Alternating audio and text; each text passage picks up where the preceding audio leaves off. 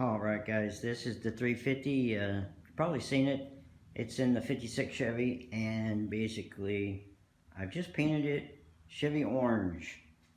And yeah, that's a pretty bold color, but Chevrolet. Anyway, got the 700 R4 mounted to it, got the cross member bolted up. Gonna weld it later once we make sure it's where it needs to be. And got a battery temporarily there to start the motor. So this right here is a Craigslist motor that I got for $900 plus the transmission.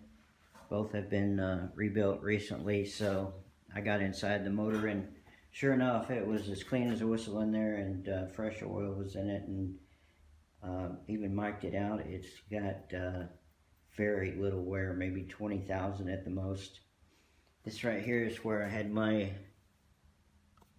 chain hooked up to it, and I made me a little metal support right there, and I picked both this and the transmission up together. So need a little touch up there, but these valve covers are not the ones that are going to go on it. They're going to be more of a custom look there, and these are just there temporarily to keep the paint out of the motor.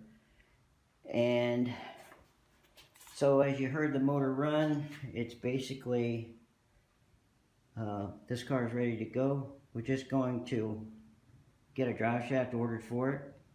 Needs 4 shocks. Radiator is coming. It's in the mail.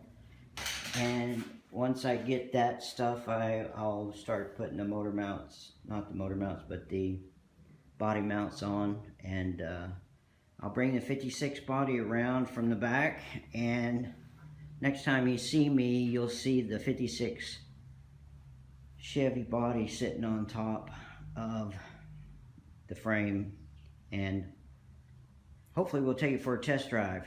Haha, no seats, no steering. We won't go very far. Alright, let's go guys.